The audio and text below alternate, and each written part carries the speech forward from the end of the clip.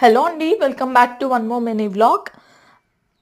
A quick recipe dry gobi or gobi pakoda. మీకు పేరు ఇష్టమైతే అది పెట్టుకోండి.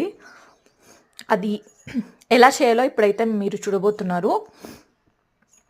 ఎక్కువ ఇంగ్రీడియంట్స్ లేకుండా క్విక్గా ఈజీగా అయిపోయేటట్టు you can have it as snack కూడా. మంచి క్యాలీఫ్లవర్ తీసుకొని దాన్ని చిన్న పీసెస్గా కట్ చేసుకోండి. అండ్ నెక్స్ట్ అయితే అది కొంచెం క్లీన్ చేసుకోవాలి కాబట్టి స్టవ్ ఆన్ చేసి ఏదైనా బౌల్ పెట్టుకొని అందులోకి వాటర్ వేసి కొద్దిగా రాళ్ళుప్పు అండ్ హాఫ్ స్పూన్ వరకు పసుపు వేసేసి మంచిగా బాయిల్ అవ్వనివ్వండి. అలా బాయిల్ అయిన తర్వాత మనం కట్ చేసి పెట్టుకున్న క్యాలీఫ్లవర్ని అయితే యాడ్ చేసేసుకోండి.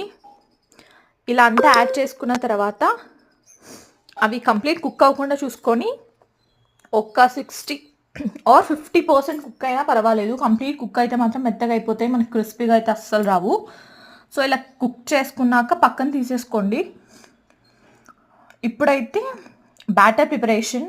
మసాలా సేమ్ వేయకుండా నేను జస్ట్ సింపుల్గా చూపిస్తున్నాను. ఒక బౌల్ తీసుకొని టేస్ట్కి తగినట్టు సాల్ట్, అందులోకి కొద్దిగా అల్లం వెల్లుల్లి పేస్ట్ అండ్ కారం. మీరు ఎక్కువ తినే వాళ్ళైతే ఎక్కువ వేసుకోవచ్చు, తక్కువ తినే వాళ్ళైతే తక్కువ వేసుకోవచ్చు.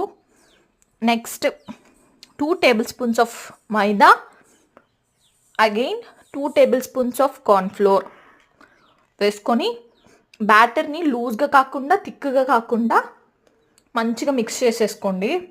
లూజ్గా అయితే మాత్రం క్యాలీఫ్లవర్కి కోటింగ్ అస్సలు నీట్గా రాదు. మంచిగా మిక్స్ చేసేసుకోండి. ఫస్ట్ డ్రైగా అంతా మిక్స్ చేసుకున్న తర్వాత అంతా కంప్లీట్గా కలిసిపోయిన తర్వాత అయితే వాటర్ని కొద్దిగా యాడ్ చేసేసుకొని ఒక మంచి కన్సిస్టెన్సీ వచ్చే బ్యాటర్ లాగా ప్రిపేర్ చేసుకోండి. ఇలా బ్యాటర్ అంతా ప్రిపేర్ అయిన తర్వాత మనం కుక్ చేసి పెట్టుకునే క్యాలీఫ్లవర్ని అయితే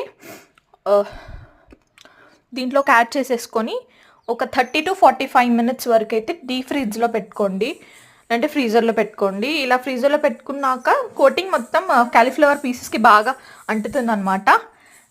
ఇలా అయితే మనకి క్యాలీఫ్లవర్ కొంచెం క్రిస్పీగా వస్తుంది డీప్ ఫ్రై చేసేటప్పుడు. నెక్స్ట్ ప్రాసెస్ వచ్చేసి స్టవ్ ఆన్ చేసి కడాయి పెట్టి ఆయిల్ వేసేసుకొని డీప్ ఫ్రైకి తగినట్టు దాంట్లోకి మీడియం ఫ్లేమ్లోనే చేసుకోండి, బికాస్ హై ఫ్లేమ్లో చేసుకోకండి. మనం రెడీ చేసి పెట్టుకున్న క్యాలీఫ్లవర్ని అయితే ఒక్కొక్కటిగా యాడ్ చేసుకొని మంచిగా బ్రౌన్ కలర్ వచ్చేంత వరకు చేసుకోండి. దీంట్లో మనం ఎటువంటి ఫుడ్ కలర్ యాడ్ చేయట్లేదు. సో ఇలా ఫ్రై చేసుకుంటే మనకు కావాల్సిన డ్రై గోబీ అయితే రెడీ. Thank you.